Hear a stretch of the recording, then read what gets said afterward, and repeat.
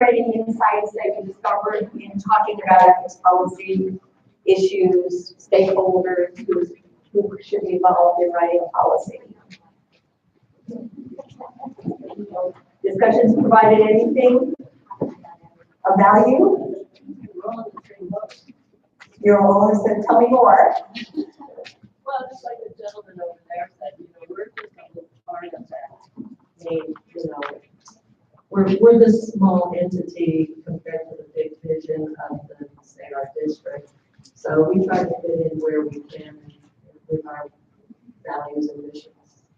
Okay, but each of you have your own issues, right? Procurement agency, you have specific issues, specific things that you're dealing with. What's to stop you from being proactive and coming up with your own policy? It's not a problem for us. As a procurement, we can't control the rest of the people. There's our problem. Okay, but if there's a policy and somebody violates it? Yes. So you're saying your hands are tied, it doesn't matter what's written, nothing's going to happen? Well, we try. I mean, we have something called a naughty list, so we try to shame them into towing the line, and it does work. And so there are I like to think that most people are honest, and they really are, and they just make a mistake. Oh gosh, I forgot I needed a bid, or I didn't get a PO prior to making that purchase. So there are little things from time to time that they try to just, just kind of do what we can to make them, follow the policy. Okay, but hopefully with all these resources and just kind of maybe just start a process of thinking and maybe a step can emerge from it that gets you just a little further. It doesn't have to be big strides, it can be something small. So just educating, just anything really. But share it and help each other put it out. If it's a real roadblock, put it on first issues. Here's a situation. What would you do? What are some suggestions? Use resources. Use your colleagues in a good way. Okay. So not that we throw out ethics, but just kind of clear the air. Future trends in public procurement. Here we are. So we know where we are. Let's see where we're going.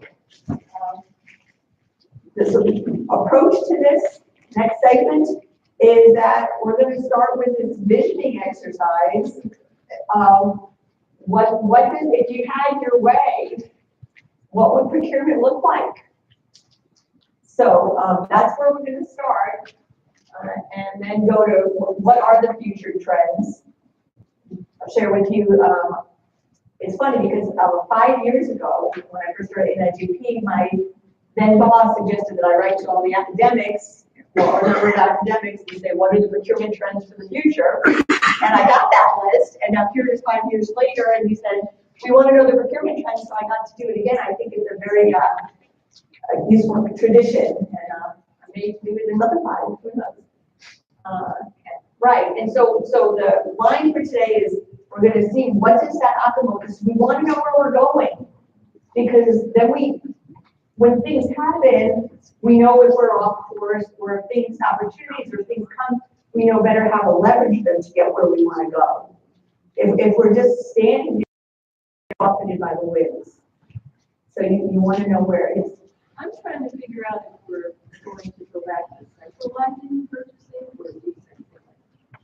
Because it seems like the trend is to decentralize it a little more. That's of some concern as a buyer. This job going to go by the wayside and we all we will address the buyer and procurement of goods. All right. Yeah. All right. So, and then preparation. Okay.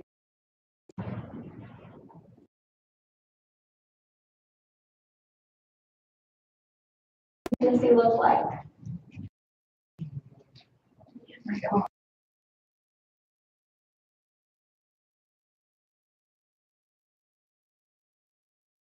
Whatever, power, authority, whatever, to actually implement policy, enforce policy. So what is your optimal? What's the optimal place, function, role of procurement? Contract administration? What about it? Wait, do we have the microphone? Hopefully, for future, hopefully, we have contracts set up within, entities that way you can utilize those. So you can do more procurements for. Yes, Okay, sorry. Lawyers that way. Contract, you'll be doing more contract procurement so that way you're managing the contracts instead of doing instant procurement. You'll still obviously have to do some, little procurements, but hopefully it'll eventually evolve into contracts and less procurement every day. More contract follow through, follow up. What will they do? If you do it in your entity, I'm not trying to say bad about any outside. But I do know that sometimes when you do it within an entity itself, and then you can kind of usually get your upper echelon to just help facilitate that and get your departments to move forward. I do have to give kudos to Glendon and his team because he's tried to do a lot of that at University of Utah, and they've really got guidance from other people, and it makes things easier because then you don't have the processes. You have at least 5 years to know that you can go out and do what you need to do. So would you say, is this less transaction, more monitoring management of projects? Yeah. Or of contracts. Of contracts. Okay. All right. Yes, sir. I believe we're strongly involved in customer service. So you see, the optimal procurement agency is all about customer service. Yeah, if we don't provide what they need efficiently and effectively, they cannot continue to build roads and bridges. Excellent. Yeah, and those, what is it, the 6 rights, right price, right procurement, right delivery, all those things. What else? What's keeping you from doing the things you want to do? What would you like to be able to? So there's an example of a gentleman from Sound Transit that he was able to get an increase in delegated authority. So it used to be that he can only give approval up to $200,000. Now he can do contracts for $2 million, $5 million. What happened? It was delegated. You want authority, don't you? To be able to do what you know needs to be done?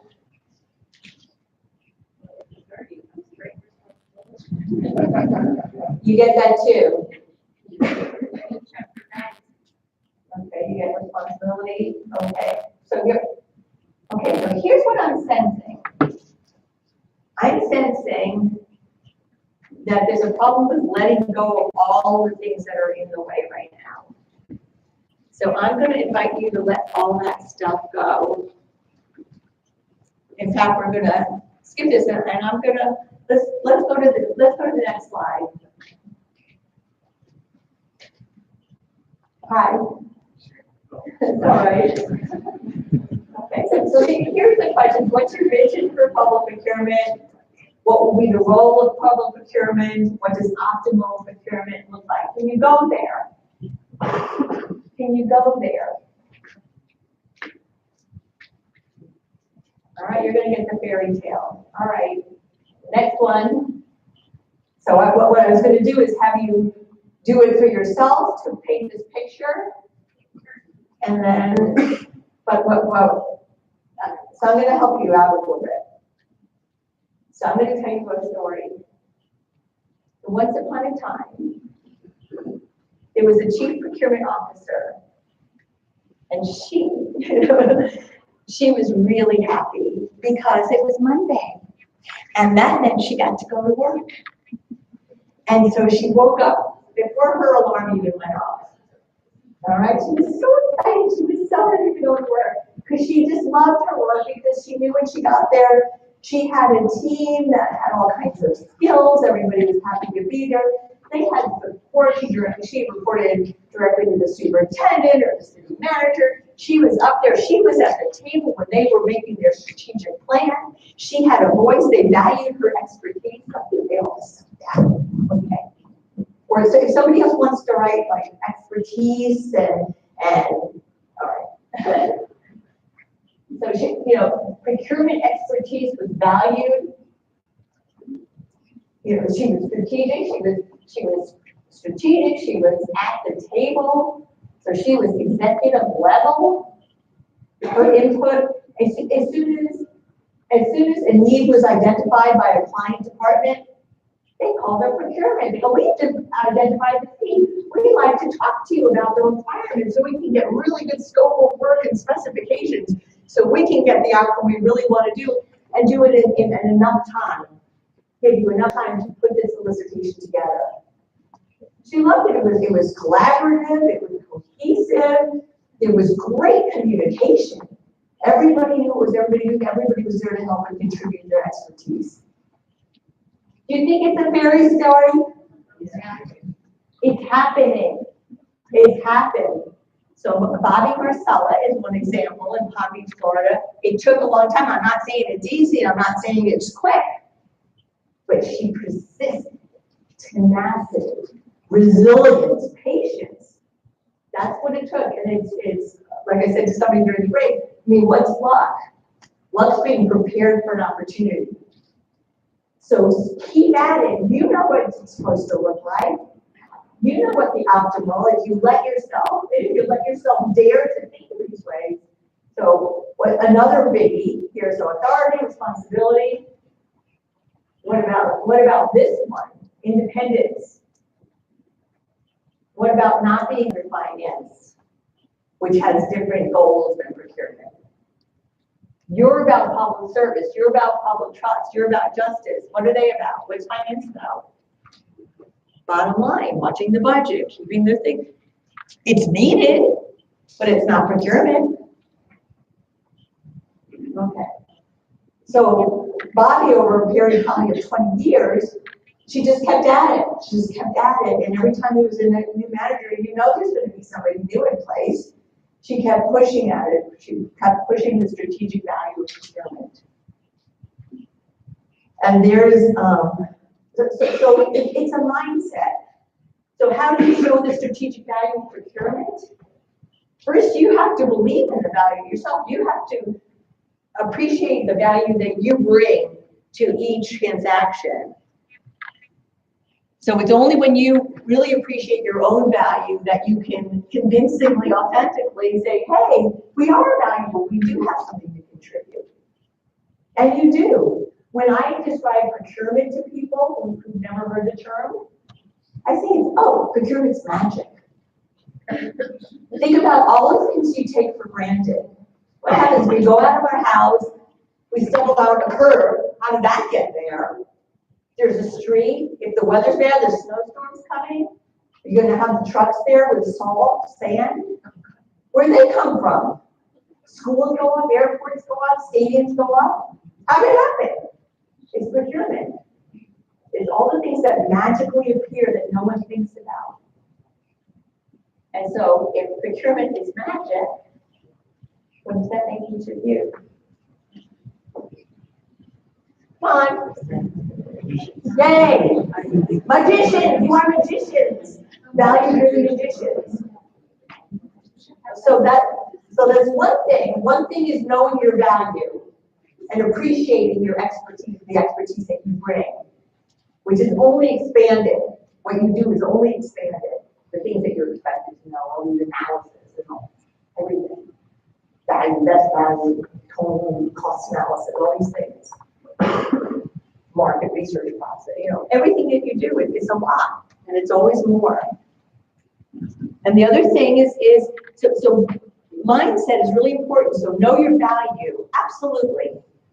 And the other is start, going from this transactional mind frame to strategic mind frame. You know, are you ordering police cars or are you improving safety for this city? You know, the cars are the output, it's just kind of something that you know, you're ordering it and it's important, but how does it contribute strategically to what the whole entity is trying to accomplish? So if you order 16,000 streetlights for a downtown area that was desolate when the sun went down, you're improving safety. You're making it attractive for businesses. Transportation options can come in. People have more options of where to work, where to live. Look what you've done. Okay? So know your value and start to reframe things strategically so you can tell the story of how procurement contributed to this mission, vision, strategic plan of the entity.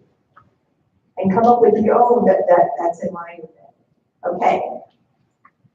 There happens to be a public procurement practice on this. That's it, help you achieve it. So tell me how this sounds in terms of optimal place of procurement. So operationally distinct from other departments. So you're on top with all the other ones and you distinct from them. You're not underfunded, you're not underusing resources. You've got your own department. Okay. Right, distinct, so chief, so you're at that executive level, you're contributing, you know what you have. What does that mean? If you're at the executive level, it means that you're privy to all the knowledge. You know things as they happen. You don't, you know, you're not told 6 months into it that we need an ERP system, you know, we need some big enterprise system. And then you're scrambling, and of course, by the time things go through, the technology's changed. All right, so you want to be at that table so you have the information and you can contribute your expertise so things are on track. Maximize, right, when you think of where you are in the organization, you're in a really powerful spot. You're the liaison. Nothing happens without procurement. Nobody gets staples, let alone cars, let alone stations, or batteries, you know, for the stations without procurement. Yeah, so you're the liaison and you want to cultivate that relationship. Those strategies for showing value and moving up to a strategic position are in this. Strategies are element 5 of this practice. So this is available on the website, and the others are. This is a really good one because this sets up the optimal placement, role, function of procurement. It gives support for that placement, that optimal everything, and then gives you strategies for how to achieve it. All right, good practice. Okay, so that's the vision. Okay. Yeah, sure. What if your organization doesn't provide for that? Doesn't provide for what? The chief executive officer is at that level. The chief procurement officer. Yeah, there is no real chief procurement officer. It's Right. manager. Right. I mean, that's the issue, isn't it? That you're not there. That you're constrained. That everywhere you look to even do an ethics policy, you're hammered. You know, you can't move. You're restrained jacket. So we all start from someplace, but let's get that vision and let's embrace that we have the value to contribute, or if we don't have the skills, that we will be ready so that we earn it. I think it's important too that we're sharing with our upper, you know, about what. Can everybody hear? The importance of procurement, because I feel like they don't see that, how we are making a difference to them, and that we are, we should be there. I think maybe, presenting that and showing the future of procurement and how it's going to cost them less by us being able to move to that direction. Right, and one of the ways is to go beyond costing less and showing how it's contributing to where this vision is going. There are 2 webinars coming up. One's on March 20th, and it's all about empowerment, how people became empowered, what they did with it, what they were able to achieve. Michael Beavis is on that, Ted Lucas, who was able to increase the authority and threshold, you know, the procurement authority, and Lord's cost. And each of them have a story to tell of how it happened, how they became empowered, what it took to get there, and what they did with it. That's March 20th. And then as part of the virtual conference, there's a conversation with Bobby Marcella on the strategic value of procurement, and it's really emphasizing this notion of taking what you do and framing it in a strategic way and telling that story of what that led to, what that was able to achieve. Baby steps. Okay. Did that help? Okay. So let's get to what future trends are according to the research. All right. All right, so these were the big three. The one that you can't read is profession and professionals. And then there's technology. I mean, I'm sure this isn't a big surprise that technology is up there. And market research process, which I will explain more. Anything else that you've noticed in terms of trends, things that you're seeing now that maybe didn't exist or were just kind of new in the beginning or 5 years ago? What have you noticed in terms of changes? It's up there? Right. Okay. And in those, what have you noticed? Carrots? Tariffs, okay. Yeah, tariffs are really costing a lot more these days. It must be really hard tariffs. Yeah, tariffs.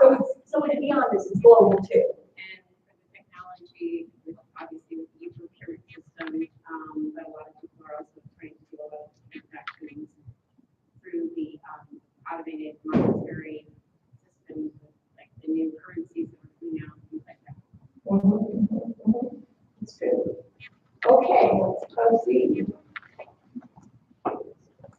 Okay, so as we go through, I just want to put this up there so that we have an application. So as we go through technologies, we talk about market research process and profession and professionalism. That is just a cue to stimulate thinking, to tie it back to what you actually do. You know, how does this impact? How does this influence? You know, instead of just keeping it out there as theoretical things that are somewhere out there hurling towards you. Okay. So, yeah, so technology. All right. So what do we know about technology? Yeah, it's changing really quickly. Sometimes it even changes more quickly than the procurement cycle, right? And they're really like a characteristic, kind of something interesting about technology is not only the influence and impact that technology is having on procurement, but it's technology in and of itself too. So it's changing everything we do while it's also changing. So double, at least whammy on that, because the thing that's changing us is changing in and of itself. So by the next bullet, supplier landscape changes. So back in, I don't know, 1984 or something, who remember, well, I remember the IBM PC. Okay, I remember what I worked in GEISCO, General Electric Information Service Company, and I remember one day we were all excited because John Wood, one of the managers, brought in an IBM PC. So we were doing marketing terminals and all that, and he brought in his IBM PC and put it on his desk, and we all went, you know, because we were working off a mainframe at that point with 16 terminals that were always cutting out. We were just stable all the time. IBM was pretty much it. Is IBM the only provider of computers these days? They don't provide computers these days. Yeah, they're still, I looked them up because I thought, do they even exist? But actually they're doing really well. Well, they do. Yeah. They mainframe. They do other things now. Right. They're still existing, but think of all the suppliers who have popped up since this technology was introduced. So, excuse me? Mr. Apple, yeah. I mean, there are a lot of them, but there's a lot that's out there now. So supplier landscape changes. So it's technology, it's new, and then maybe it's sole source, but what happens if you just kind of go with the same supplier? All right, you're missing out. So it's really, the faster things change, the more urgent and essential it is to keep up with the market, which as you saw in 3, this market research process is part of it.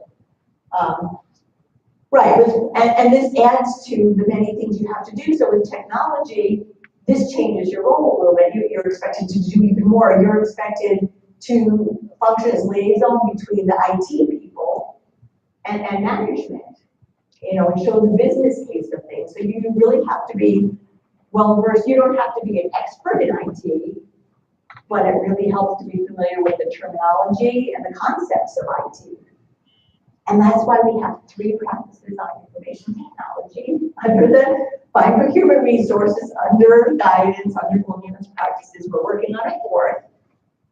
And what those global, so again, the global best practices, these public procurement practices, the guidance in them are meant to support you. It's to let you know you're not alone. So information technology, how many people have to procure information technology? Okay, so some of you. So this document is basically a handshake to say it's okay, don't get overwhelmed. We divided it into 4 commodity types: software, hardware, services, and I think maintenance and operations. So we have one more practice coming out, and it's basically, here's what you need to be aware of, maybe different kinds of licenses. Here are the questions to ask. Here are the things to be aware of, like who's going to own the data? Is it going to be installed locally? Is it going to be off-site? So there are lots of questions that go with each of these procurements. And so that's definitely impacting you today. Either as somebody that's procuring these systems or somebody that's, then there's a training. Who's going to train? How are you going to be trained? How are you going to integrate it? Is it going to integrate with what you have already? So technology is really and continues to be a huge impact for procurement, for everybody really. Okay. All right, so here's some innovations that have happened recently. Who would have thought? You got the SpaceX that was just launched. So it's funny, my dad was a patent attorney, so it used to be, if I see a picture like this, I think, oh wow, that's a patent or the technology. And as procurement people, what do you think of when you see something like that? What does this mean to you? How does this happen? What's your role in making this happen? That's right, a lot of materials, and it's something new, so what about replacement parts? Yeah, what to do with cleanup if something goes, if something goes wrong. So it's a whole other, so again, you can look at this as the strategy. Look what we did. Look what we did. All the parts, all the fuel, all the marker fuel, all that stuff that goes into it, that's facts, that's process along the way. The story is, look what we did. Okay, another one. So that's way out in space. This is a little bit closer to home. So this is China. But think of the RFP. What do you think the RFP for this one looked like? Yeah. And what do you think the impact's going to be now that this thing exists? What's going to be the impact on future transit infrastructure systems, types of cars, types of vehicles?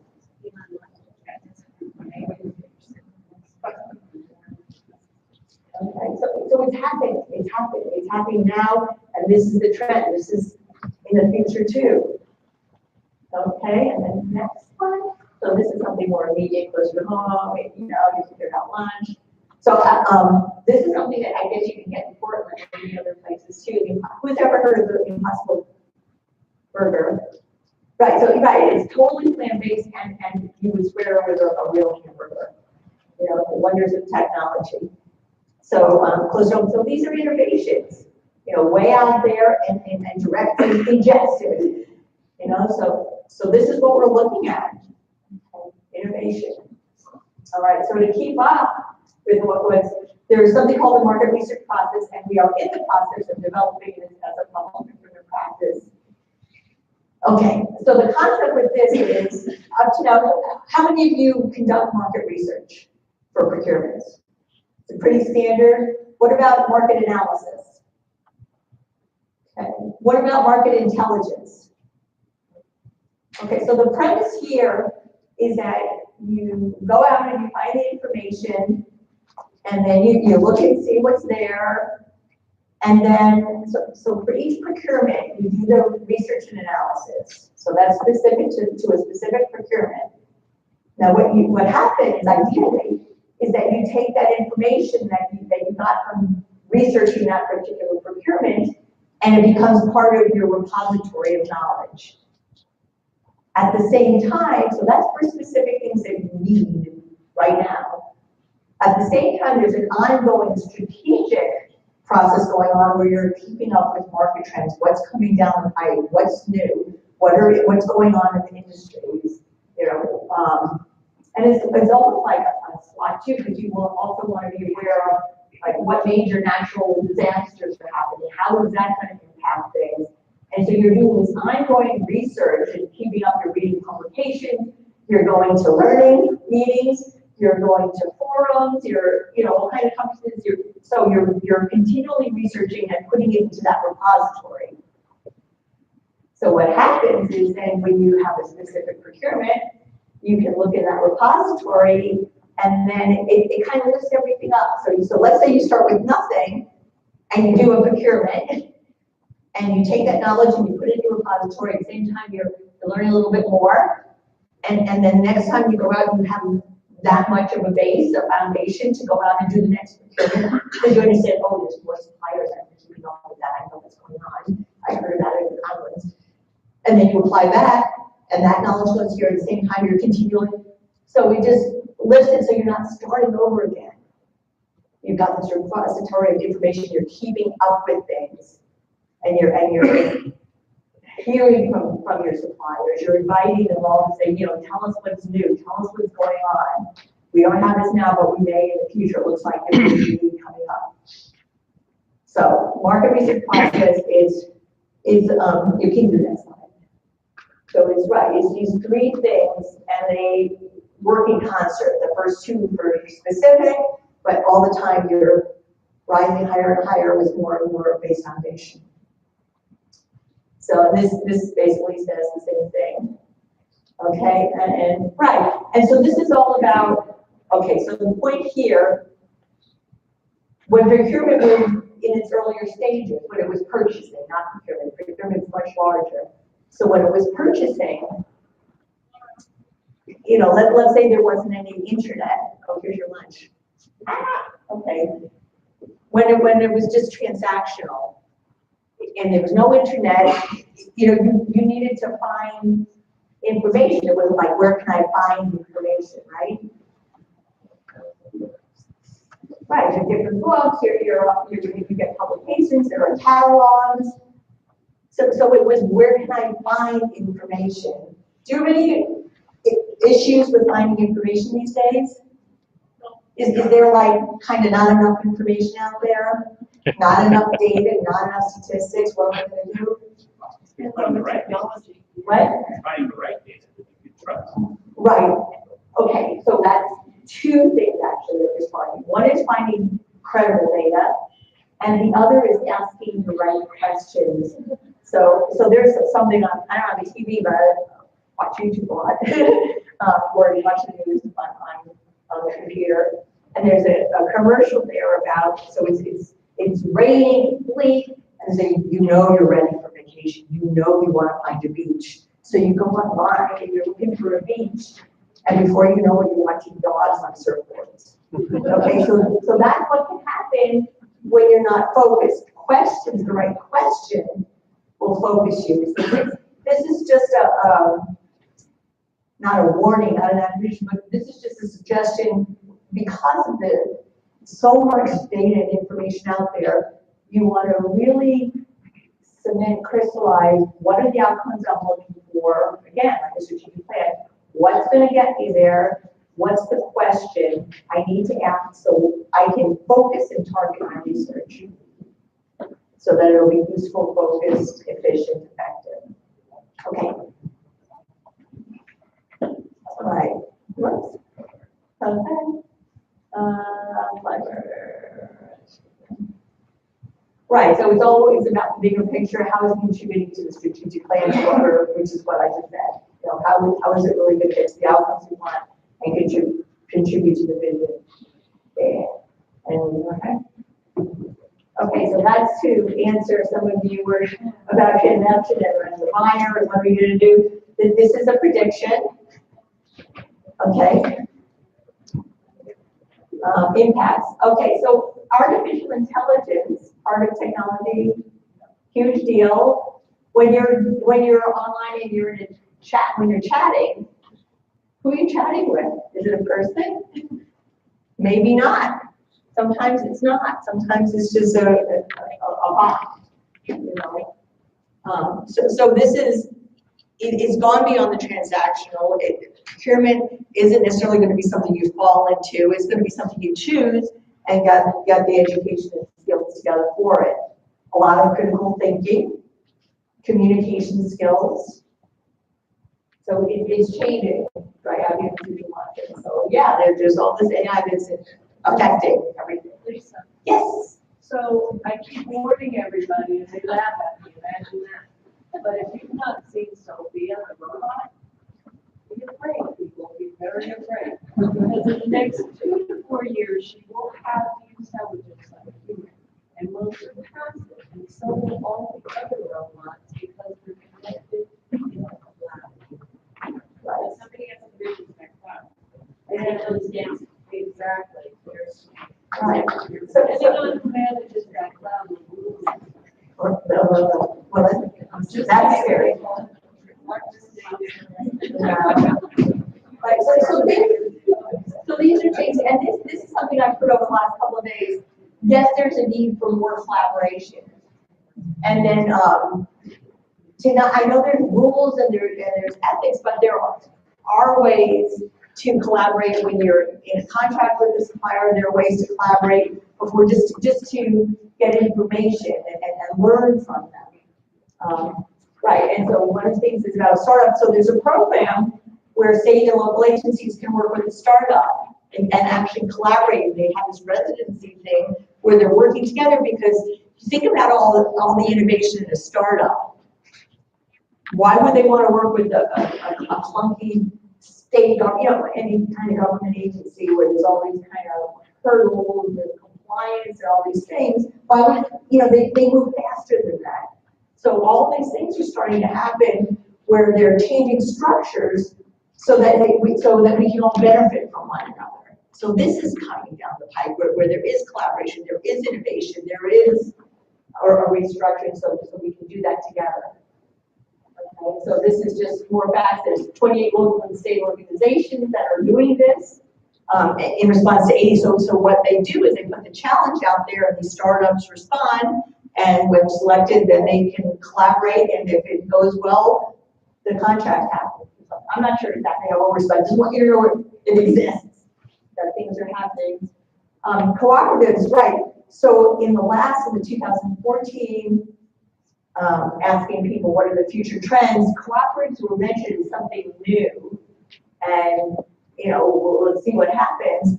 Now they're really proliferating, so the challenge with cooperatives is going to be know how to use them, know how to assess them, because they're popping up all the time. So, which ones have integrity, which ones are truly out to, are going to be beneficial for you to use, and which ones are fly by night. How are you going to know?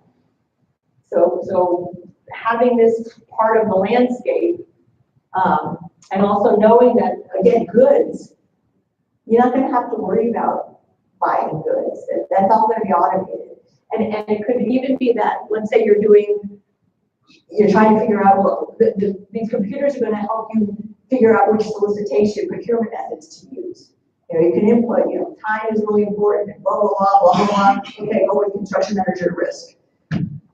So computers are going to help with the basic decisions where you can just input the facts and it can just come out.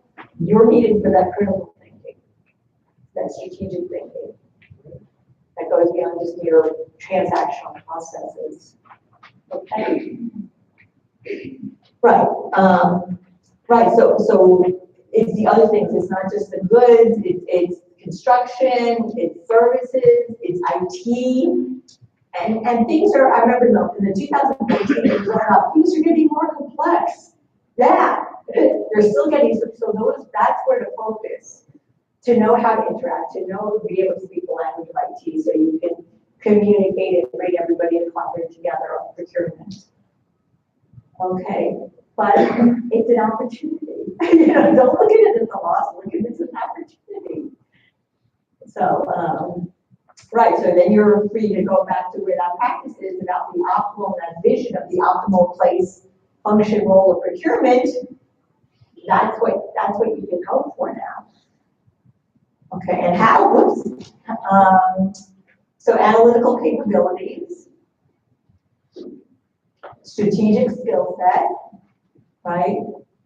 So it's all, I mean, you see a theme here: strategy, flexibility, customer centric. It was, trying to remember what it was about that. There was something,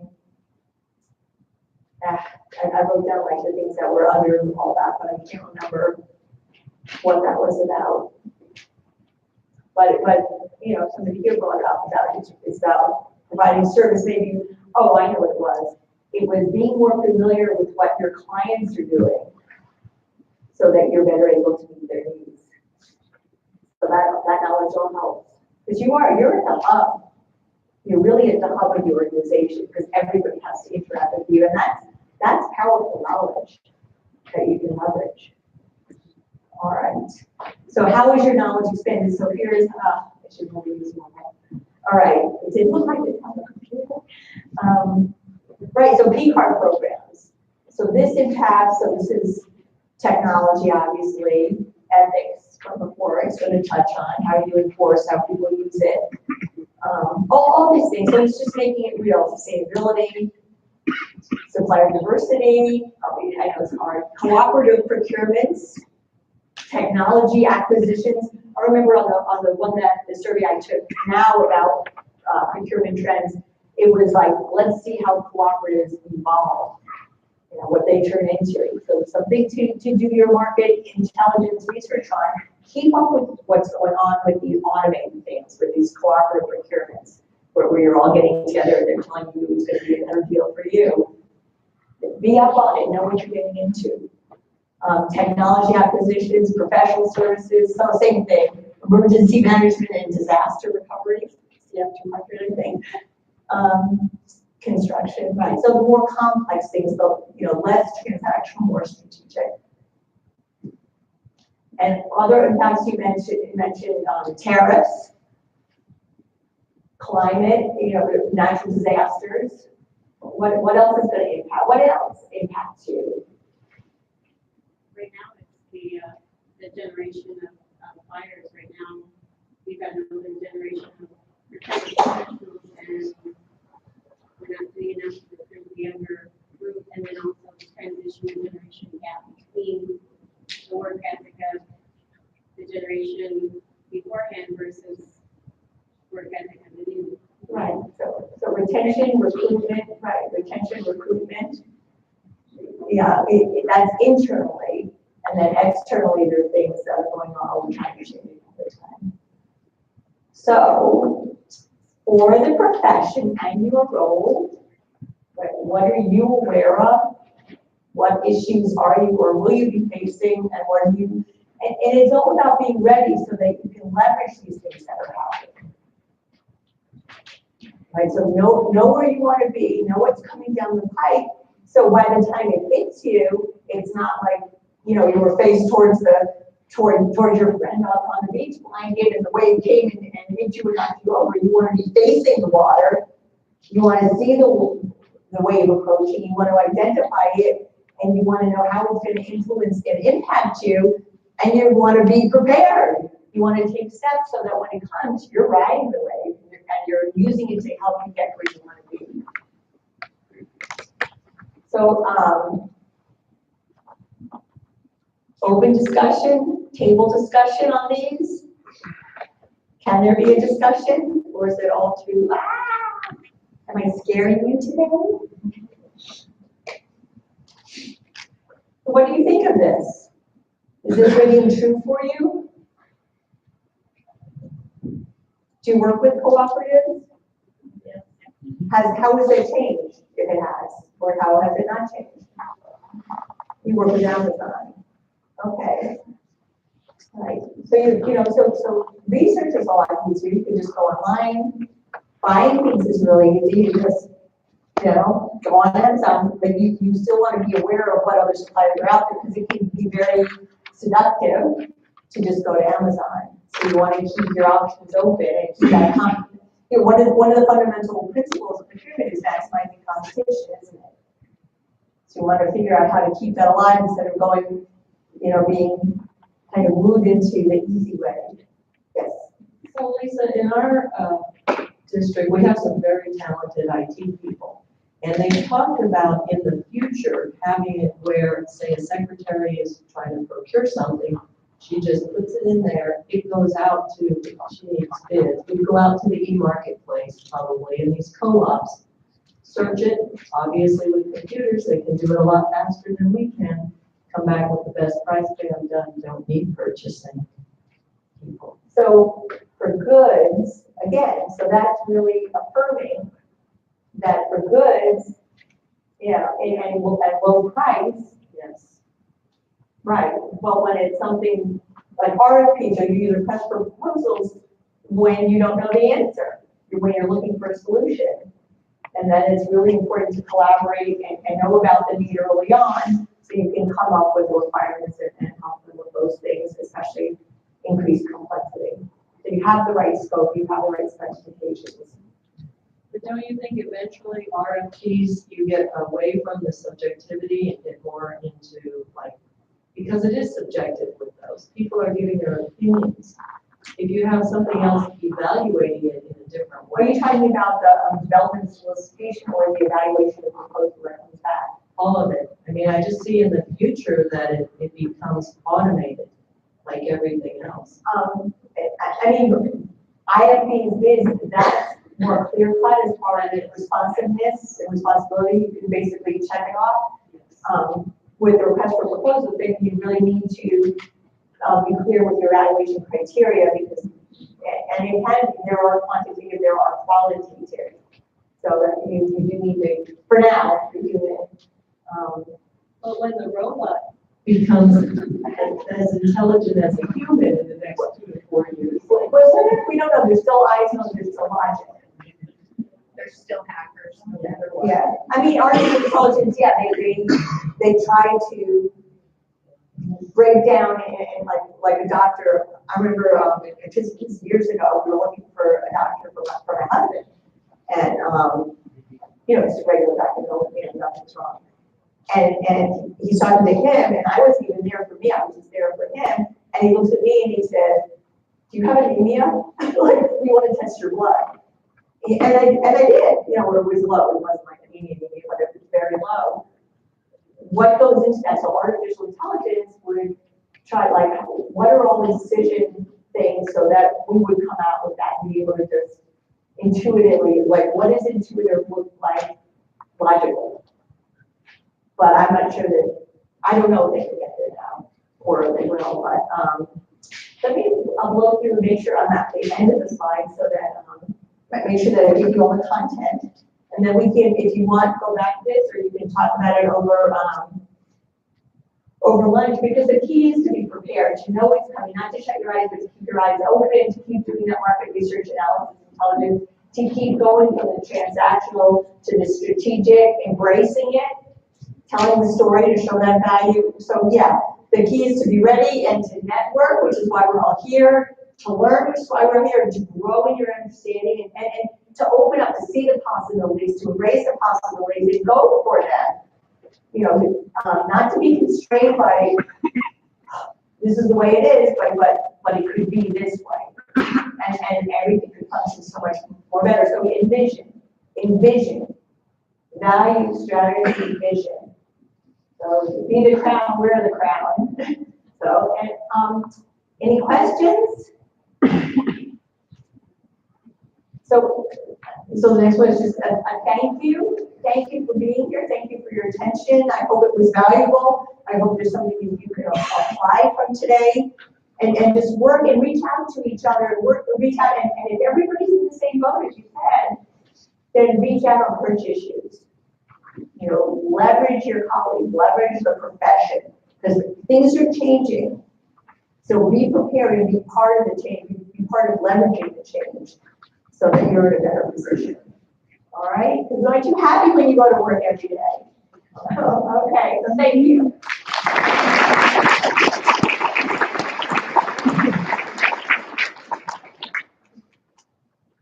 Yeah, can we get another round of applause for me? Certificates happening then. If you wanted to, so in front of me.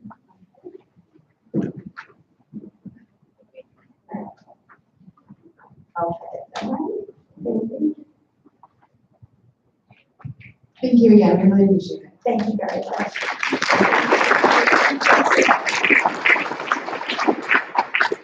All right, so the time has come to celebrate procurement month, and so we have lunch in the back from Vicky's. We have